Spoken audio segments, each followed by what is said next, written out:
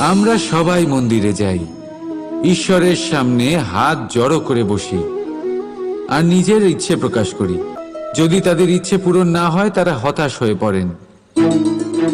এবার থেকে যখনই আপনি মন্দিরে যাবেন, ঈশ্বরের সামনে বসবেন, হাত জড়ো করবেন আর বলবেন, ধন্যবাদ, ধন্যবাদ ঈশ্বর যে আপনি আমাকে যা দিয়েছেন তাতেই আমি খুশি। শুধু আমাকে পথ দেখাবেন যে কিভাবে আমি নিজের কর্মের দ্বারা, শুধু আমার কর্মের দ্বারা সেই সব পেতে পারি যা আমি চাই। ঈশ্বরের থেকে শুধু চাইতে গেলে তাহলে ঈশ্বরের কাছে নিজেকে অনেক ছোট মনে হবে। কিন্তু যদি নিজের কর্ম করে তারপর ঈশ্বরকে ধন্যবাদ জানান,